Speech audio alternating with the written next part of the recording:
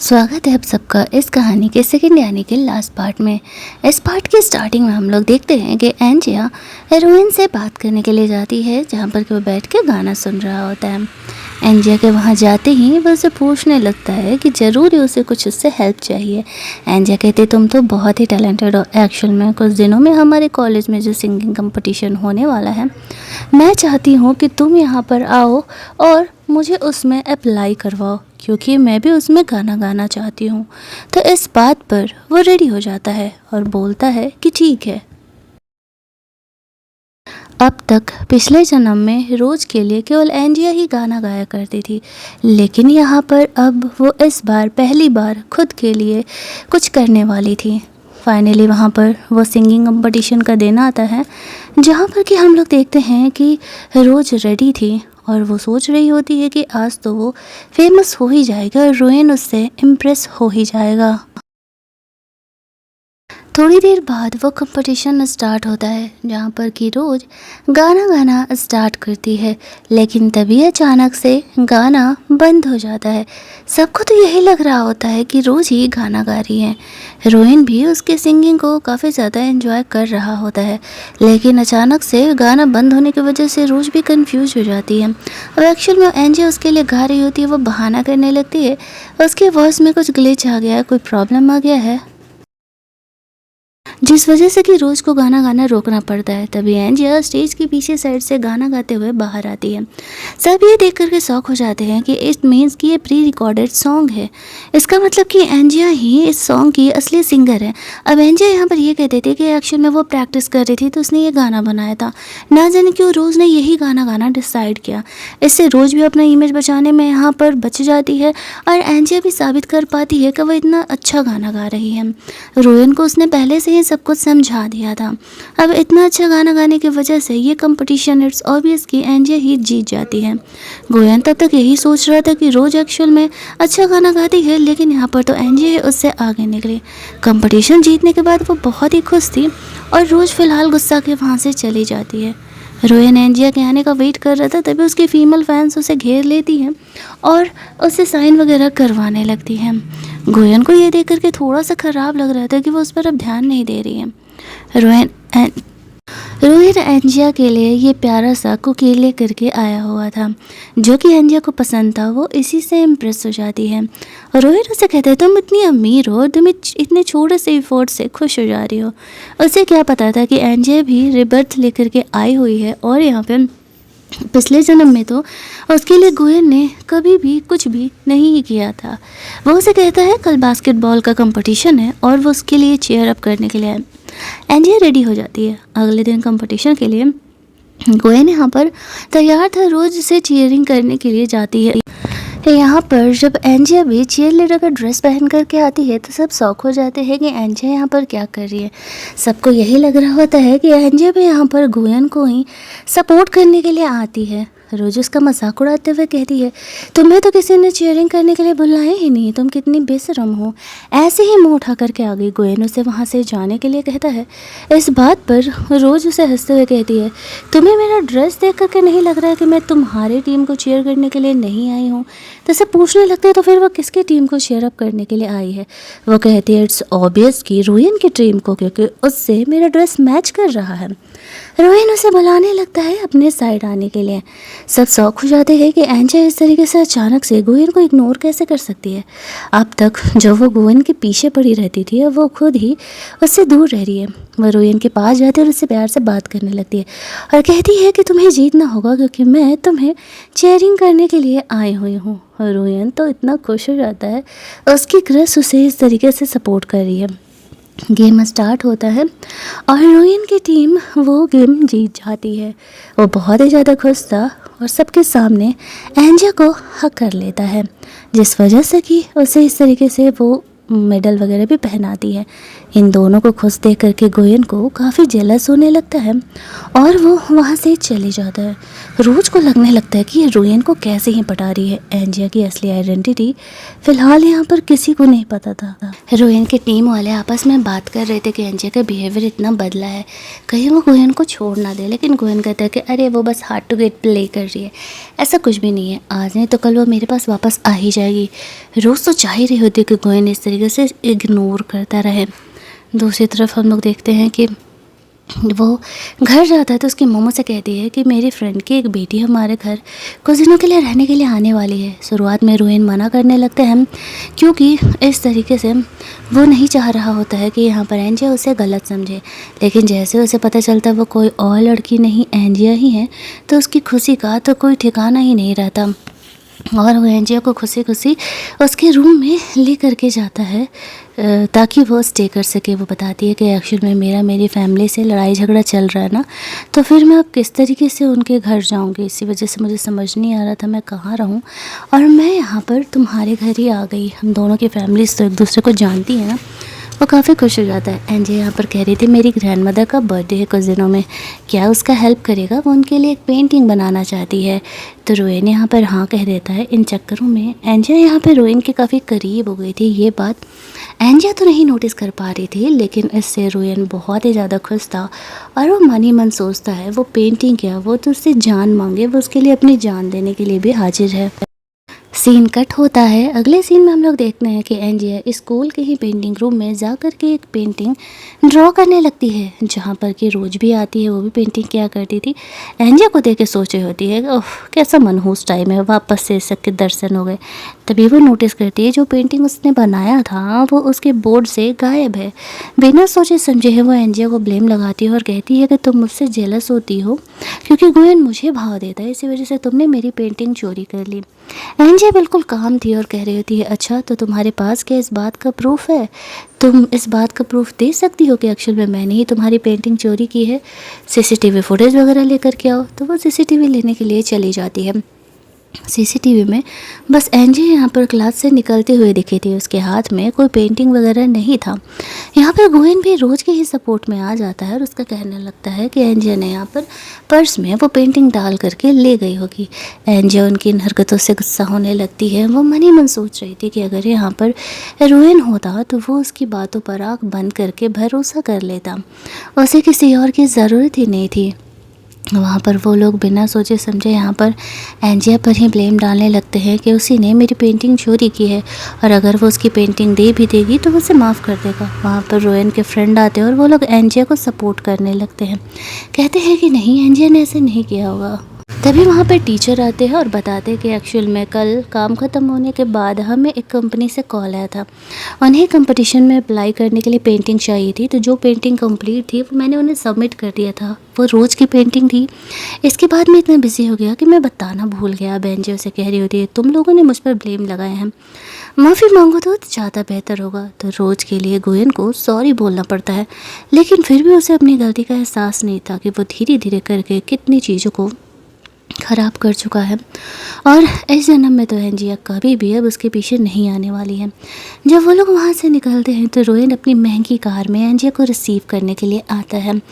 वहाँ पर सारे लोग घेर करके खड़े हुए थे। वो सबके सामने एंजिया को कन्फेस करता है कि वो उसे पर्स उगड़ना चाहता है।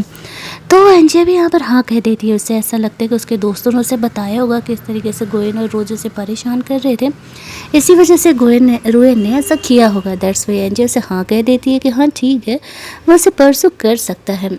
इसके बाद वह एंजिया को अपनी कार में बिठा कर लेके जाता है।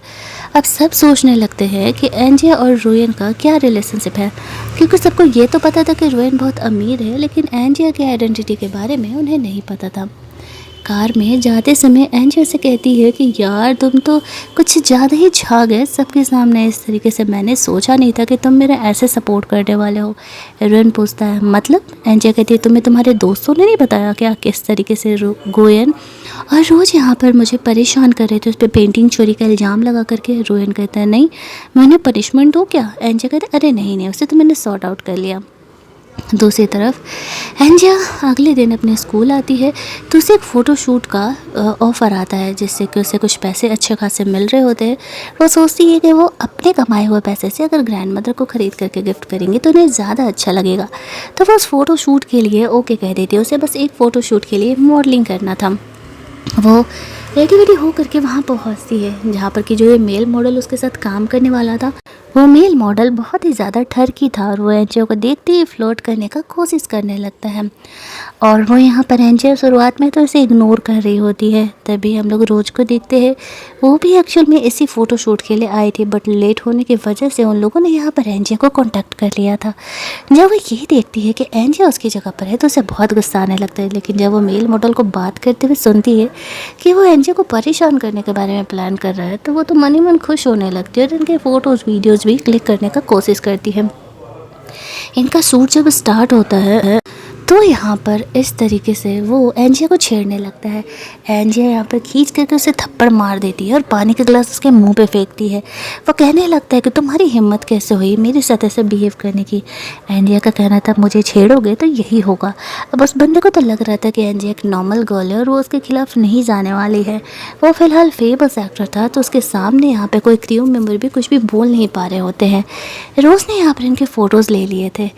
बगल वाले स्टूडियो में एक फेमस हीरोइन भी फ़ोटोशूट अपना करा रही होती है। इधर आ रहे आवाज़ को सुन करके वो यहाँ आने लगती है। ये जो हीरो था वो इस हीरोइन को कंप्लेन करने लगता है कि किस तरीके से एंजिया यहाँ पर झूठ मूठ का तमाशा कर रही है। रोज़ सोचती है अब तो एंजिया गई समझो, लेकिन तभी वो हीरोइन जाकर के एंजिया से अच्छे से बात करने लगती है और कहती है डार्लिंग तुम यहाँ आई थी, तुमने मुझे बताया नहीं, मैं तुम्हारे लिए और अच्छे स्टूडियो का अरेंजमेंट करा देती। वो लड़का यहाँ पर एंजिया के बारे में बुराई करने का कोशिश करता है। एंजिया से वो पूछती है लड़की हुआ क्या, तो वो बताती है कि ये मुझे छेड़ रहा था। इस बात से हीरोइन काफ़ी गुस्सा जाती है और इसे पूरे इंडस्ट्री में बैन करवा देती है। एक्चुअल में ये लड़की कोई और नहीं होने वाली एंजिया की भाभी थी, यानी कि उसके भाई की फियांसी थी। अब वो लड़का का तो करियर डूब ही गया समझो। वो कितना भी माफ़ी मांगता है लेकिन कोई फ़ायदा नहीं था। रोज़ भी ये देख कर के शौक कि एंजिया जैसी लड़की इतनी अमीर हीरोइन को कैसे जानती है। वो हीरोइन एंजिया से कहती है कि काफ़ी दिन हो गए ना तुम्हें तुम्हारे भाई से मिले, मुझे पता चला कि तुम दोनों का कुछ लड़ाई झगड़ा चल रहा, चलो मैं लेकर के चलती हूँ तुम्हें उससे बात करने के लिए। हालांकि रोज़ यहाँ पर थोड़ी हेजिटेट हो रही होती है, लेकिन कब तक ही वो अपने भाई से बिना बात किए रह पाती, तो वो अपनी भाभी के साथ भाई से मिलने जाने के लिए तैयार हो जाती है। वो डरते डरते अपने भाई से मिलने के लिए जाती है, जहाँ पर कि उसका भाई अपनी बहन से अकेले बात करना चाह रहा था। एंजिया वहाँ पर उसे जाती है। उसका भाई वैसे गुस्सा था, लेकिन एंजिया पहले तो अपने भाई से माफ़ी मांगती है और कहती है कि उससे बड़ी गलती हो गई, उससे अपनी फैमिली से इस तरीके से रिलेशन नहीं तोड़ना चाहिए था। उसका भाई उसे कहता है कि तुमने अपने बॉयफ्रेंड को छोड़ा या नहीं, उस बदमाश इंसान को। उसका कहना था कि हाँ मैं प्रॉमिस करती हूँ मैं दोबारा कभी उस लड़के के पीछे नहीं पड़ने वाली हूँ। उसका भाई मान जाता है। यहाँ पर वो कह रहा था कि ग्रैंड मदर का बर्थडे है, चलो तुम्हारा इंतज़ार कर रही होंगी। लेकिन यहाँ पर एंजिया कहती है कि नहीं, ग्रैंड मदर का बर्थडे आने दो, मैं फ़िलहाल अभी रोयान के घर पर रह रही हूँ और यहाँ पर इस तरीके से मैं बर्थडे वाले दिन आऊँगी ग्रैंड मदर से मिलने के लिए। तो उसका भाई मान जाता है, कहता है कि ठीक है भाई तब तक तुम रहो। वो जब थोड़ी देर बाद रोयन से मिलती है तो बताती है कि एक्चुअल में उसका भाई उससे मान गया घर बुलाने के लिए। रोयन थोड़ा सा सैड हो जाता है, तभी वहाँ पर उसे पता चलता है क्योंकि वो नहीं चाहता था कि एंजिया उसका घर छोड़ करके जाए। तभी वहाँ पर उसे पता चलता है कि एक्चुअल में यहाँ पर एंजिया को कोई ऑनलाइन यहाँ पे फ्रेम कर रहा है और उसे डीफेम कर रहा है। ये कोई और नहीं रोज़ थी, वो एंजिया के बारे में बुरी बुरी बातें बोल रही होती है। वो लोग घर जाते हैं तो वहाँ पर पता लगा रहे होते हैं कि आखिरकार ऐसा कौन है जो कि एंजिया को डीफेम करने का कोशिश कर रहा है। एंजिया तो ऐसे अरे गरे बातों पर ध्यान नहीं देती थी, लेकिन रोयन बहुत गुस्सा था। वो कहता है मेरी गर्लफ्रेंड को डीफेम करने की हिम्मत कैसे हुई।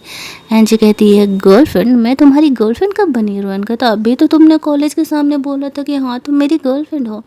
एंजिया सोचती अच्छा तो इसलिए वो बोल रहा है। वो कहता है अच्छा ठीक है चलो फिर मैं अपने बॉयफ्रेंड को थोड़ा सा परेशान करूँगी कि वो पता लगाए कि आखिर ऐसा कौन है जो कि मुझे डिफेम करना चाहता है। रोहन सोच रहा होता है कि आज नहीं तो कल फिर एंजिया को उससे प्यार वो करवा करके रहेगा।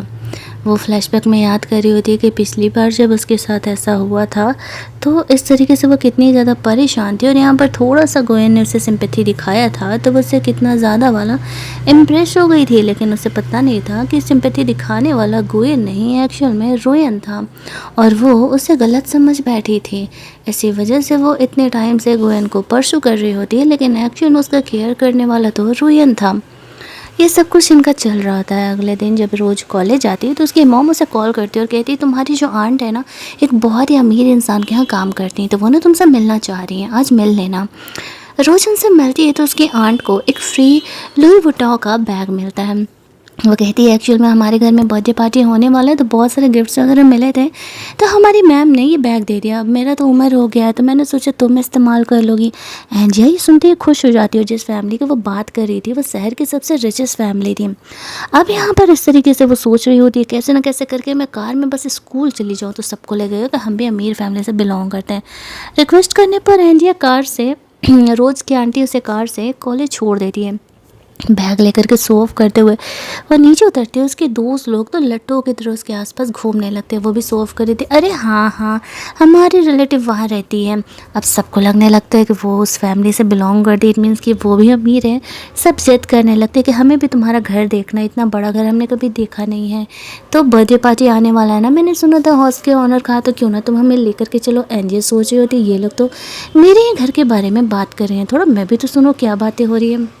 रोज़ उसे कहती है आई नो एंजिया तुम्हें भी जेलस हो रहा होगा कि मैं इतनी अमीर फैमिली से बिलोंग करती हूँ, लेकिन क्या कर सकते हैं, अब तुम जैसे गरीबों के सामने तो मैं शो ऑफ नहीं करना चाहती ना। एंजिया कहती है अच्छा इट मीन्स कि वो तुम्हारा घर है। तो रोज़ कहती है हाँ कह सकती हो, वो मेरा ही घर है। फिर वो अपनी आंटी से बात करती है और कहती है मेरी दोस्त लोगों ने भी सुन लिया तो वो लोग पार्टी में आने का ज़िद कर रही हैं, क्या हम आ सकते हैं क्या। तो वो अपनी ऑनर से रिक्वेस्ट करके पूछती है तो यहाँ पर एंजिया की ग्रैंड मदर से अलाउ कर देती है कि ठीक है तुम्हारी भांजी है तो तुम बुला लो। अब यहाँ पर वो अपना इमेज बचाने के चक्कर में अपने दोस्तों को कह देती है कि हाँ ठीक है तुम भी चल सकती हो। रोज़ सोच रही होती है वो तो कल ही पता चलेगा, इनका इंसल्ट करने में बहुत मज़ा आने वाला है। साथ ही में वो यहाँ पर गोयन को भी अपने साथ उस घर में चलने के लिए बोलती है। अगले दिन जब वो लोग वहाँ पहुँचते हैं तो हेल्पर के हाथ से गलती से एक ज्वेलरी नीचे गिर जाती है, जो कि यहाँ पर रोज़ छुपा लेती है। वो सोचती है कि ये तो लाखों का होगा, ऐसे वो सेल करेगी तो वो लखपति तो बन ही सकती है, और उसे चुरा लेती है। फिर वो लोग पार्टी में अंदर जाते हैं जहाँ पर कि हम लोग देखते हैं कि यहाँ पर रोयन एंजिया को लेकर के वहाँ पर आता है। हालांकि वो ग्रैंड मदर से मिलने से पहले थोड़ा सा घबरा रही थी क्योंकि यहाँ पर इस तरीके से ग्रैंड मदर जो है उससे गुस्सा थी, लेकिन कब तक ही पेरेंट गुस्सा रहने वाले थे। वो रोयन को लेकर के घर में पार्टी में अंदर जाती है। रोयन कुछ और लोगों से मिलने के लिए रुक जाता है और एंजिया घर के अंदर जाती है। रोज़ उसे देख करके वहाँ कहने लगती है कि तुम यहाँ क्या कर रही हो, तुम्हारे जैसे गरीब ऐसे घर में क्या कर सकते हैं। एंजिया हंसते हुए कहती है मैं गरीब, लिटरली तुम्हें पता भी है ये घर किसका है। रोज़ को तो पता नहीं था। वो उसका इंसल्ट करने लगती है। ये चीज़ जब रोज़ की आंटी देखती है तो वो समझ जाती है आज तो ये लड़की गई, मुझे भी जॉब से निकलवाएगी। तभी वहाँ पर हम लोग देखते हैं एंजिया की ग्रैंड मदर आती है और वो रोज़ पे भड़कते हुए कहती है तुम्हारी हिम्मत कैसे हुई मेरी पोती के साथ ऐसे बदतमीजी से बिहेव करने के लिए। ग्रैंड मदर का गुस्सा ठंडा हो गया था जब वो देखती है कि बाहर के लोग एंजिया को बुली कर रहे हैं। तो जब ये बात यहाँ पर रोज़ को पता चलता है कि एक्चुअल में एंजिया ही इस फैमिली की असली डॉटर है, यानी कि वही वो रिचेस्ट गर्ल है, तो फिर उसका तो हालत ही ख़राब हो जाता। उसने तो एक्सपेक्ट ही नहीं किया था कि एंजिया वो गर्ल निकलने वाली है। अब यहाँ पर उसके दोस्त लोगों को ये बात पता चलता है तो वो भी यहाँ पर एंजिया से माफ़ी मांगने लगती है और कहने लगती है कि हम सॉरी एंजिया, हमें नहीं पता था कि तुम इतनी अमीर हो। एक्चुअल में रोज़ ने हमें बताया था कि तुम बहुत ही घटिया इंसान हो, तुम बहुत गरीब हो, इसी वजह से हम तुमसे दूर रहते थे। एंजिया कहती है अच्छा अगर मैं गरीब हूँ तो मैं घटिया इंसान हूँ, तुम लोग मुझे अपने दोस्ती के लायक भी नहीं समझते हो, और यही मैं अगर अमीर हूँ तो मैं बहुत अच्छी हूँ। वो लोग कहने लगते कि नहीं ऐसा नहीं है, रोज़ ने हमें एक्चुअल में बहुत कोई झूठ बोला हुआ है। अब उसकी आंटी यहाँ पर आकर के रोज़ को एंजिया को सॉरी बोलने के लिए कहती है। उन्हें पता चल जाता है कि एक्चुअल में एंजिया की जो आंटी है वो यहाँ पर इस घर में नौकरानी के तौर पर काम करती हैं। अब सबका शकल यहाँ पर देखने लायक था। एंजिया तो यहाँ पर मन ही मन हंस रही होती है। उन्हें ये भी पता चलता था कि इन्हें यहाँ पर ऐसे फ्री फोकट का गिफ्ट मिला हुआ है जिससे कि रोज़ ऐसे शो ऑफ किए जा रही है। तभी वहाँ पर रोहन एंजिया से मिलने के लिए आता है और वो पूछने लगता है कि क्या चल रहा है। एंजिया कहती है कुछ नहीं, बस मैंने तब सबक सिखा रहा हूँ। तभी बताता है कि अभी अभी मुझे पता चला है कि तुम्हारे बारे में ऑनलाइन रूमर फैलाने वाला कोई और नहीं, रोज ही है। एंजिया ये बात सुन कर के बहुत ज़्यादा ही भड़क जाती है कि वो उसे डिफेम कैसे कर सकती है। उसके सारे दोस्त लोग रोज़ से रिश्ते नाते तोड़ लेते हैं क्योंकि वो इस मैटर में झुकना नहीं चाहते थे। तो फिर रोज़ वहाँ से जाने लगती है। तभी एंजिया के डैड आते हैं और कहते हैं कि एक्चुअल में यहाँ पर जो गिफ्ट्स आपके लिए आए थे उसमें लाखों का एक ईयररिंग गायब है। हमें यहाँ पर सबकी तलाशी लेनी होगी। एंजिया जानती थी कि हो ना हो ये रोज़ नहीं चोरी किया होगा। रोज को वो कहती है देखो तुम या तो वो गिफ्ट लौटा दो या तो फिर अगर हम तलाशी लेंगे और वो तुम्हारे पास से मिल गया तो हम सीधे तुम्हें जेल भेजेंगे। शुरुआत में तो वो इन बातों को मानने के लिए तैयार ही नहीं थी कि उसने चोरी भी किया है। तो यहाँ पर सीसीटीवी फुटेज मंगाया जाता है। उस फुटेज में साफ दिख रहा होता है कि जैसे ही वो इयरिंग गिरता है तो रोज उसे उठा लेती है। अब ये वीडियो यहाँ पर सामने आता है तो वो उससे माफ़ी मांगने लगती है और कहती है उसे जेल नहीं भेजने के लिए वो इयरिंग लौटा रही है, वो दोबारा कभी ऐसा नहीं करेगी और कॉलेज में कभी वो एंजियो को बुली भी नहीं करेगी। लेकिन इस हरकत के लिए वो उसे माफ़ करने के लिए तैयार नहीं थी। तभी वहाँ पर रोज के ढूंढते हुए गोयन आ जाता है। यहाँ आने पर उसे पता चलता है कि रोज़ ने किस तरीके से चोरी किया है और एंजिया एक्चुअल में इतनी रिच फैमिली से बिलोंग करती है। तो वो रोज़ यहाँ पर उसे रिक्वेस्ट कर रही थी कि हम दोनों अच्छे दोस्त हैं ना, देखो तुम एंजिया से रिक्वेस्ट करो कि बस वो मुझे जेल नहीं भेजे। गोयन यहाँ पर एंजिया से कहता है कि देखो मैं इसके तरफ से तुमसे माफ़ी मांगती हूँ। एंजिया कहती है क्यों, तुमने चोरी किया है क्या, तुम्हें इसके बदले जेल जाना है क्या। गोयन कहता है देखो अगर तुम इसे इस लास्ट गलती के लिए अगर जाने दोगी, जेल नहीं भेजोगी, तो मैं तुम्हें डेट करने के लिए तैयार हूँ।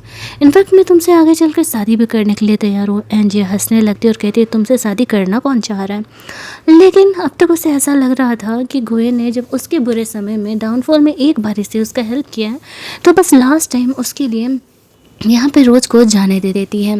लेकिन गोयन और सबको तो यहाँ पे यही लग रहा था कि गोयन ने जब एंजिया को बोला कि वो उसे डेट करेगा तब जाकर के उसने उसे जाने दिया है।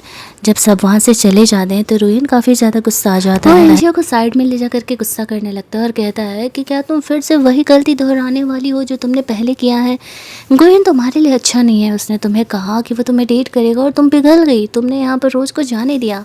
एंजिया उसे समझाती है कि ऐसा कुछ नहीं है तो रोहिन गुस्सा होकर के एंजिया को किस करने लगता है। उसे काम डाउन करते हुए कहती है अरे बाबा मैंने गोयन के लिए उसे नहीं जाने दिया है, मैं उसे सच में डेट नहीं करना चाहती हूँ। अब मैं तुम्हारी गर्लफ्रेंड हूँ तो मैं उसे कैसे डेट करूँगी। रोहन कहता है तुम्हें ये बात का प्रूफ देने के लिए कि तुम मेरी गर्लफ्रेंड हो तुम्हें कॉलेज में सबके सामने मुझे कन्फेस करना पड़ेगा। एंजिया कहती है ठीक है बाबा मैं कन्फेस करूँगी। यहाँ पर उनकी जो ग्रैंड मदर और एंजिया की फैमिली थी वो लोग रोहन और एंजिया की नज़दीकियों को देख लेती है। वो समझ जाती हैं कि रोहन यहाँ पर एंजिया को पसंद करता है। इनफैक्ट वो तो काफ़ी खुशी हो रही होती है कि यहाँ पर अच्छा है जो उन दोनों का रिलेशनशिप आगे बढ़ा। पार्टी के बाद फैमिली मीटिंग होती है जहाँ पर कि एंजिया का एंगेजमेंट रोहन से फिक्स कराया जा रहा था।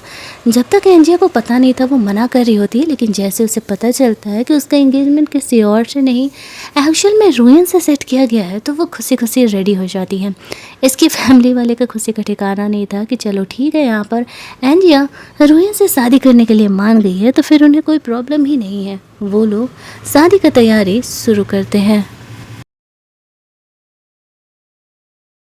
नेक्स्ट डे जब वो अपने स्कूल जाती है तो यहाँ पर सब उसे कह रहे होते हैं कि गोयन ने सबके सामने ये बोल दिया उसका रोज से कोई कनेक्शन नहीं है। वो सोचती है कि गोयन कितना सेल्फिश है, जब बात उस पर आई तो उसने रोज से भी अपने रिश्ते नाते तोड़ लिए। वो सोचती है रोयन के साथ रिलेशनशिप को कंफर्म करने के लिए उसे सच में सबके सामने उसे कन्फेस करना ही पड़ेगा तो ही सबको पता चलेगा। वो अपने दिमाग में यही प्लान लगा रही होती है। सब आपस में इसी बारे में गॉसिप कर रहे थे, लेकिन एंजिया को इन बातों से कोई मतलब ही नहीं था।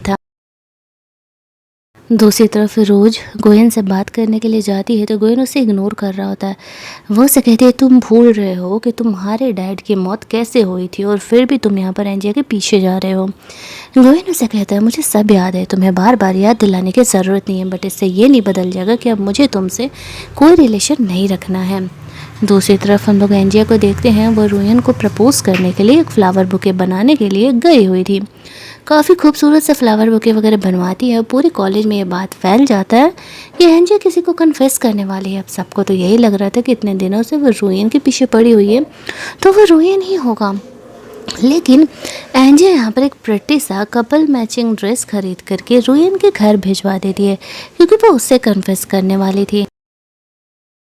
जब रोयन घर आता है तो उसकी मॉम उसे जब ये गुड न्यूज़ देती है तो उसकी खुशी का कोई ठिकाना ही नहीं होता और वह जल्दी जल्दी वो ड्रेस पहन करके एंजिया से मिलने के लिए निकल जाता है। दूसरी तरफ स्कूल में हर तरफ एंजिया ने ऐसे ही डेकोरेट कर दिया था। वो यहाँ पे रोयन को सबके सामने कन्फेस करने वाली थी।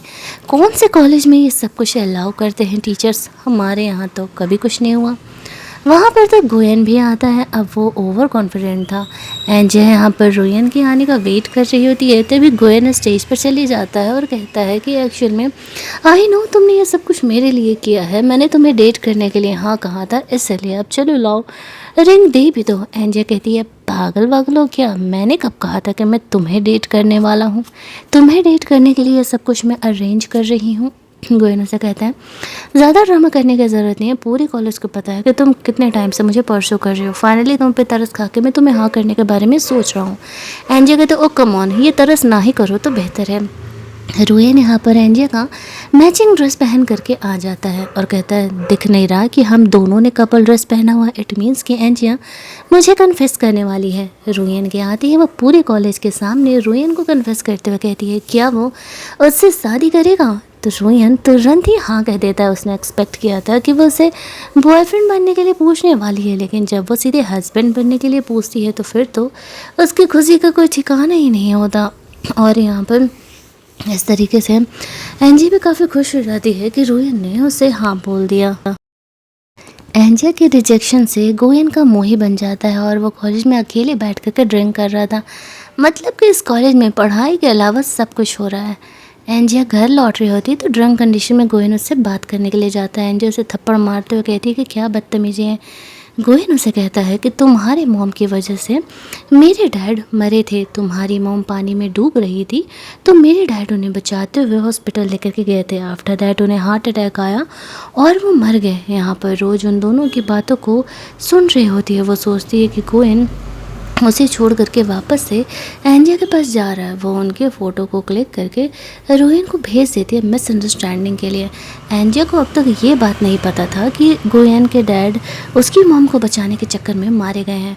वो उसे कहती है मुझे नहीं पता तुम्हारे दिमाग में क्या कन्फ्यूजन है, लेकिन इतना तो फाइनल है मेरी मॉम को बचाने के चक्कर में तुम्हारे डैड नहीं जा सकते हैं। कुछ ना कुछ तो कन्फ्यूजन ज़रूर है और मैं इस बात का पता लगा करके रहूँगी। वो फ़ोटो देखती हैं तुरंत वहाँ पर रोयन पहुँच जाता है एंजिया को लेकर के जाने के लिए और वो सबके सामने उसे वहाँ से लेकर के जाता है।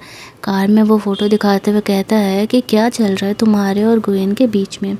पहले तो एंजिया उसे काम डाउन करती है और कहती है कि वो ड्रंक कंडीशन में मुझसे मिलने के लिए आया था, मेरे और उसके बीच में कुछ भी नहीं चल रहा है। रोयन उसे कहता है कि भूलना मत कि तुम अब मेरी होने वाली वाइफ हो, तुम किसी लड़के से अकेले नहीं मिल सकती हो, प्लीज़ मुझे छोड़ करके मत जाना, मैं यहाँ पर तुम्हारे बिना नहीं रह पाऊँगा। उसका कहना था कि मैं तुम्हें छोड़ करके नहीं जाने वाली हूँ, अगर छोड़ के जाना होता तो मैं तुमसे शादी करने के लिए कभी हाँ ही नहीं कहती। यहाँ पर वो उसे बोलती है कि एक्चुअल में गोयन ने मुझे कहा कि मेरी मॉम पानी में डूब रही होती है नदी में और उसे बचाने के लिए रोयन का डैड लेके गया था गोयन को और हार्ट अटैक में उनकी मौत हो गई। मुझे तो ये बातें पता ही नहीं थी, मुझे सब कुछ सिरे से जानना है। अगर ऐसा सच है तो फिर मैं गोयन को कंपनसेट करना चाहूँगी। और रोयन यहाँ पर उसका सपोर्ट करता है और कहता है अच्छा ठीक है मत रो, हम वापस से पुलिस केस ओपन अप करवाएंगे और जानेंगे कि आखिरकार तुम्हारी मॉम के साथ क्या हुआ था। वो पुलिस को वापस ये केस रीओपन करने के लिए बोलती है। बटलर ये सारी चीज़ों को अच्छे से संभाल रहा होता है। इनमें उनको पता चलता है कि एक्चुअल में गोयन के डैड को पहले से ही कोलेस्ट्रॉल की बीमारी थी और यहाँ पर वो लोग गोयन से मिलने के लिए जाते हैं तो उसे अब तक जितनी बातें पता था वो सब कुछ वहाँ पर उन्हें बता देता है। किस तरीके से उसकी मॉम जब मार्केट में ऐसे रिवर में गिर के डूब रही होती है तो उसके डैड उन्हें बचाने के लिए गए थे, हॉस्पिटल लेकर के जाने के चक्कर में उन्हें हार्ट अटैक आ गया। वो कहते हैं तुम्हें ये बातें किसने बताया। वो कहता है रोज़ ने। एंजिया कहती है ढक्कन इंसान, तुम्हें लगता है कि रोज़ ने तुम्हें जो कहा वो सच है। अब तो मैं 110% श्योर हूँ कि ये सारी की सारी बातें गलत है और मैं सच का पता तो लगा करके रहूँगी। वो वहाँ से निकलती है, रोयन को लेकर के अपने फैमिली मेम्बर से अपनी मॉम की मौत को डिस्कस करने के लिए जाती है। उसकी फैमिली उसे बताती है कि एक्चुअल में वो कभी भी रिवर में खुद को हर्ट करने के लिए जंप ही नहीं कर सकती है। उनकी लाइफ बिल्कुल परफेक्ट थी, हस्बैंड वाइफ के बीच में कोई लड़ाई झगड़े नहीं थे, कहीं कोई अफेयर नहीं था, सब कुछ परफेक्ट चल रहा था। तो फिर अचानक से वो खुद को क्यों ही हर्ट करने का डिसाइड करेंगे।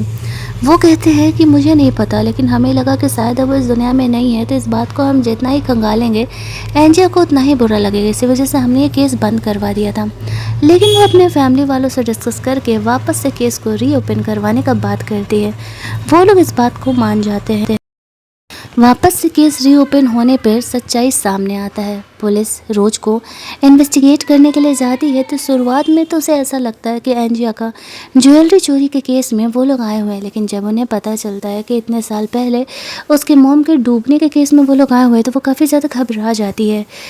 गोयल भी यहाँ पर दूर से उन चीज़ों को देख रहा होता है, तो वह समझ जाता है कि रोज़ ने ज़रूर ही कुछ झूठ बोला है, इसी वजह से वो इतना ज़्यादा वाला घबरा रही है। यहाँ पर पुलिस इन्वेस्टिगेट करते हैं और उन्हें सच पता लग जाता है। सच ये था कि एक्चुअल में उस टाइम रोज़ ने वहाँ शॉप के किसी कस्टमर का कोई ज्वेलरी चोरी किया था, और ये चीज़ें एंजिया की मॉम ने देख लिया था और वो उसे रजिस्ट कर रही होती है। इस चक्कर में यहाँ पर रोज़ ने एंजिया की मॉम को उस नदी में धक्का दे दिया था। हालांकि उसकी मॉम को स्विमिंग नहीं आता था, वो डूब रही थी। रोज़ को स्विमिंग आने के बावजूद भी वो उसे नहीं बचाती है।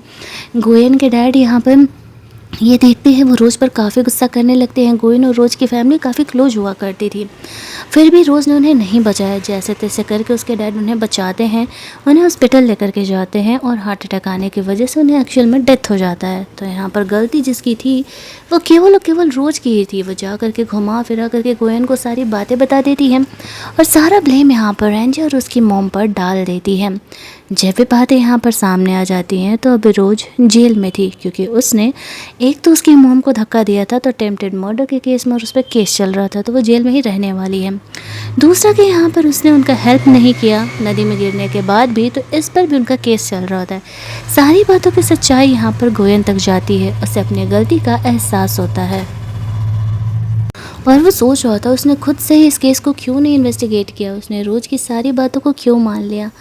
अब वो एंजिया से मिलने के लिए जाता है, अपनी गलती के लिए माफ़ी मांगता और कहता है, जब मैं तुमसे पहली बार मिला था तभी मुझे तुमसे प्यार हो गया था, लेकिन मेरे डैड के इस केस की वजह से मैं कभी तुम्हें कन्फेस नहीं कर पाया। मैं सुधर जाऊंगा, मैं दोबारा कभी किसी लड़की के साथ तुम्हें चीट नहीं करूंगा। एंजिया हंसते हुए कहती है, मैं एक चीटर पर कभी भरोसा नहीं कर सकता। तुमने तो आंख बंद करके रोज़ पर भरोसा कर लिया। मेरी मॉम इस दुनिया में नहीं है, तुम्हारी रोज़ की वजह से क्या मेरी मॉम वापस आ सकती है? नहीं ना। भूल जाओ कि हमारे साथ इस दुनिया में एक दूसरे के साथ वापस से कोई रिलेशन बन सकता है। मैं रुइन के साथ बहुत ही खुश हूँ और अब हमारे बीच कुछ भी नहीं हो सकता।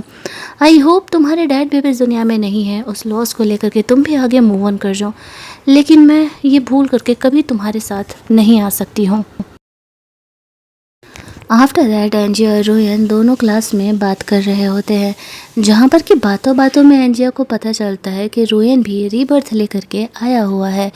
वो कहता है कि एक्चुअल में तुम्हारे मरने के बाद में वही तुम्हें लेने के लिए आया हुआ था। यहाँ पर उसे ये भी पता चलता है कि पिछली बार जो वो गोयन को समझ रही थी कि उसने उसे सपोर्ट किया था इमोशनली, लेकिन वो एक्चुअल में रोयन ही था। एंजिया उसे पूछने लगती है कि वो कैसे मरा। इस बात पर वो बताता है कि फ्लैशबैक में जब एंजिया मर गई थी तो वो उसकी डेड बॉडी के साथ एक कमरे में था। तभी वहाँ पर गोयन और रोज आते हैं। उनका कहना था कि हमारी कोई गलती नहीं है, लेकिन रोहिनो से कहता है तो फिर ठीक है, तुम्हारी वजह से हमारी एंजिया गई और अब हम भी तुम्हें ज़िंदा नहीं छोड़ेंगे। वो उन दोनों को भी अपने साथ साथ मार डालता है। फाइनली कहानी की एंडिंग में यहाँ पे रोहिन और एंजिया दोनों एक दूसरे से शादी कर लेती है और रोज़ तो जेल में थी, उसे 30 साल की सज़ा हो जाती है। गोयन ये शहर छोड़ करके चला गया था और यहाँ पर एंजिया और रोयन दोनों शादी कर लेते हैं। हमारी कहानी यहीं पर एंड हो जाती है। अगर आपको ये कहानी अच्छी लगी होगी तो वीडियो को लाइक और शेयर करना मत भूलना। चैनल को सब्सक्राइब कर लेना ताकि नए वीडियोज़ के नोटिफिकेशन आपको मिलते रहें। चलिए जल्दी से मिल लेते हैं हम लोग एक और नई कहानी के हिंदी एक्सप्लेनेशन में।